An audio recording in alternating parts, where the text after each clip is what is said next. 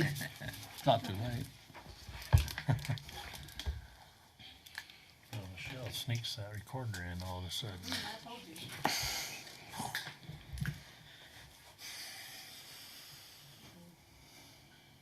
All right, we're good. All right. We'd like to welcome you all to our City Council work session for Tuesday, October 5th, 2021. It looks like all of the council members are present, as well as members of the staff, at least Mr. Brooks and any others that might be there. Let's see. Councilor Ellis, would you be willing to do our Pledge of Allegiance today? Sure. Okay, we'll get that in the regular meeting. And do we know of anybody that's coming for public comment? No? Okay. We won't have a mayor's report again tonight. I don't have anything to report. Does any of the council have anything to report during our main meeting? Okay, we'll skip that as well. We will have a couple of police officers that we need to swear in. So that's always exciting. On the consent items, consideration to approve the meeting minutes from September 21st, the work session and the council meeting. Is there any corrections on those? I had one thing. It looks like in the main meeting minutes, the appointing or approval of Mr. Brooks got moved to an action item, and I think that was a consent item. Does that sound right, Steve? Yes. So we need to make sure that's moved back up under consent items in the main meeting minutes. I'll fix that. Okay. All right, we'll move on to action items. Our first one is the consideration of resolution 2021-24. It's an approval of this Trailside Flats apartment building. Is Mr. Eggett there? I am here, Braden. All right. Well, we'll turn some time over to him. Okay, thank you. So the petitioner on this is Brad Brown with Colliers International. He will be here this evening, so if you have questions for him, he's expecting to be here. It is at the corner of 700 West and 4400 South, 690 West being the address.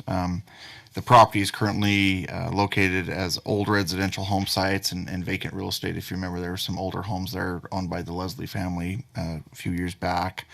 The current ownership is Daniel Phelps.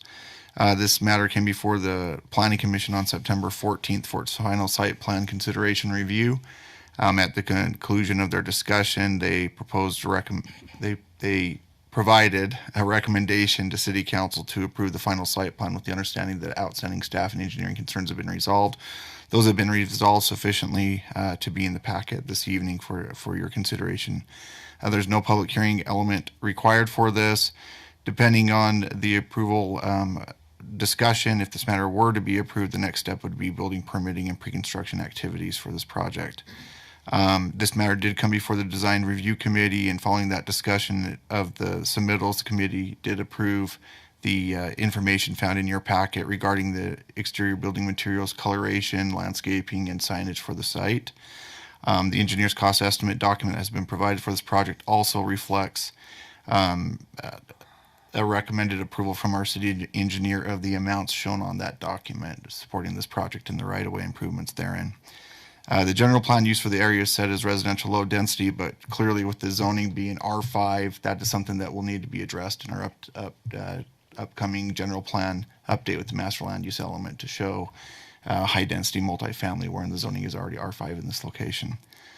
You can see the resolution number 2021-24 is found thereafter.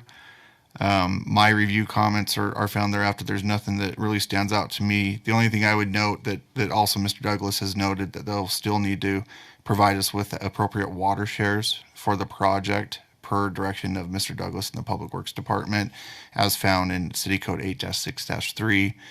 They're aware of that. You'll see in Mr. Douglas's comments, he has pretty typical comments provided under stormwater that will just need to be fulfilled as part of the final process. Again, given that the approval was provided, there's some water comments that he's seeking as part of the project before they were to commence on any actual building submittals, as well as sewer flows and those sorts of things. But he's comfortable with the project moving forward, again, as a recommendation of such. Police and fire department don't have any additional comments.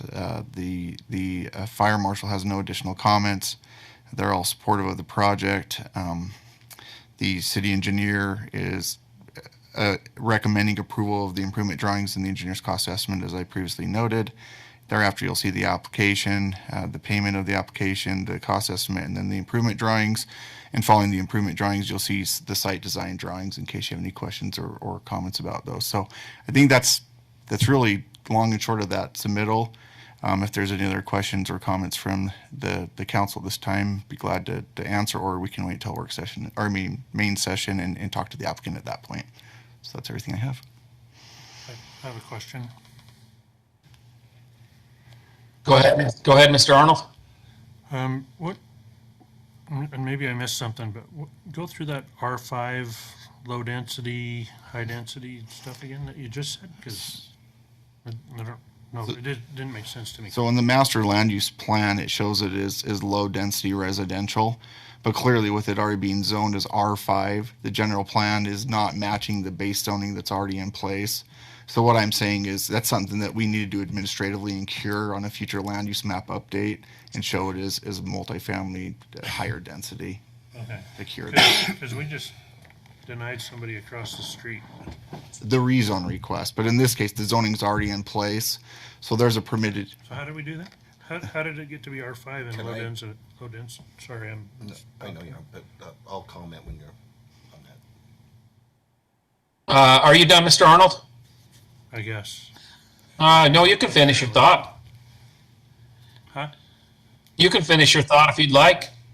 I was just wondering how did we deny the guy across the street a rezone request when before we zoned I don't know who did that, R5 in a low density. My suspicion is that. I'll answer that. Oh, okay. If you'd like to. 'Cause I think we were lied to, because the guy who came said that he was going to put in, asked for that as an extension of the Stony Brook, and he wanted to do that as not as assisted living, but as senior living. And that's why we did it, because it was the same guy. There was a previous request Well, for that. it wasn't senior living. It was a kind of a halfway house for It was to. not troubled youth, but like assisted living youth, wasn't it? No, the way I remember it was to be what Councilmember Stevens is saying. It was for like if you had an in-resident patient in the Stony Brook itself, and you were a spouse and you wanted to live next door, but you couldn't live, you could live in an apartment. That's what I remember too. Yeah. That was the original request. And there was already zoning there that was R5 prior. So from my perspective, this is something that the general plan didn't catch up to speed with what was already going on those properties and should have been caught at the last land use update and wasn't. So it's something that needs to be corrected now, given that the zoning is set as R5. Yeah, that's something that we can't let happen going I forward. just don't think it's right that we're telling the guy across the street no because the general plan isn't there, and then somehow we got hijacked into the R5, and now they're moving forward with the R5, not the general plan, which the general plan is what stopped the guy across the street. In this case, again, the zoning meets the request and the permitted uses found within the zoning code. At the end of the day, that is, as far as I can see, the bottom line with the code itself. So these are Mr. just Alice? these are just going to be regular apartments. Then they're not going to have any interaction with Stony Brook, the mills, or anything like that. They're just a separate unit. That's a fair comment. Yeah, Yes, that's a fair observance. That's not what we Unfortunately, were sold. it's a fair observance. Yeah, I Mr. talked with them, and they were saying that Mr. Brown sold Stony Brook, so he's not even affiliated with that. You mean Mr. Phelps? Dan Phelps is the owner of Stony Brook in this property. Is that maybe who you're referencing? Okay, yeah. Mr. Yeah. Phelps? But he's sold that. When I went into Stony Brook the other day for other unrelated. I wasn't aware of that. But yeah, Mr. Phelps, he was the previous owner of Stony Brook then, if that is the case. I guess this is a good example of what can happen when you zone something and you don't take into account the worst, well, not necessarily the worst, but consequences down the road. All uses could be requested once it's been rezoned. That's right. Yeah. I mean, I see this as it just tripled in value with that R5. And it was strange because probably 2/3 of this property, historically, even before that rezone request, was R5 already. And so what you had is you had this R5 area right up to the trailer park that had already existed. And then you had a little corner area of parcel or two parcels that was, I don't even remember, it was R2 or R something. And the request was R5 to match with what was already existing as R5. Really, that area that was R5 before probably should never have been rezoned R5, and then none of this discussion would happen. Or the general plan should have been updated to reflect that as a future land use thing that the city and the council was open to, which never got cured either. In either case, in my opinion, it feels like the left hand wasn't fully talking to the right hand the way that it should have been in that case. So we need to be more sophisticated so those kind of situations don't happen in the future. And that's why, in all straight candor, that's why we're looking to do a general plan update for these kind of situations so this kind of stuff doesn't happen. What does it take to get that going? Because we talked about it put probably in 6 we months put in ago. for a grant with Wasatch Front Regional Council, and we're just waiting to hear where we're at with that. So that is in process. Doesn't the planning commission, isn't the general plan like their, I'm not gonna say, well, I'm gonna say Bible, but Guiding I mean, document. why are they sending it forward with this stuff? If it's R5 should not have gone through the planning commission to begin with if it's low density, right? In the general plan, Or is this like Pirates of the Caribbean? It's more like guidelines than a rule. it kind of is. It's an advisory document. It's really- not binding on. It either is one an of them. advisory document. Isn't the guy we told no? Wasn't that a medium density? And he wanted to go high density. It was, yeah, medium. I was thinking it was lower than that. Wasn't it? 'Cause it's the trailer park. There. Residential medium density is what it's showing. Yeah. Okay. Good to know. Yeah, I think we definitely need to get that general plan updated as soon as possible. So hopefully we'll hear back on that grants. And I have submitted a large request for that, and to have an outside resource come in and help us do that well, maybe is the best way to say it. So that is the plan going forward, but those do take a pretty lengthy amount of time, sometimes up to a year. So, and the intent is for it to be a very public process, so it'll be a more appropriate and fair roadmap going forward than what we're currently working with, for lack of a better way to say it. That's the intent. Any other questions on that? All right, we'll move on. We will most likely be doing a closed session during our regular meeting, and at the appropriate time, we'll need a motion to go into that executive session. Our second action item, consideration of employment status of FWC. Mr. Brooks. I don't know that I have a whole lot to say about this. We brought this before you in a previous closed session concerning Bill Kobabe, and we're just following through on that. He's changed his position since I spoke with him, and what I received, what my impression was at that point. So we'll just update you on all those things, and then you can make a decision, a final decision, or however you want to proceed at that point in the second action item. So. Okay. Any other questions on that for Mr. Brooks? All right. Are there any comments from the council or city staff? Mr. Chair, if I could have a minute. Yeah, you don't have to do this, but we do have those swearing in tonight.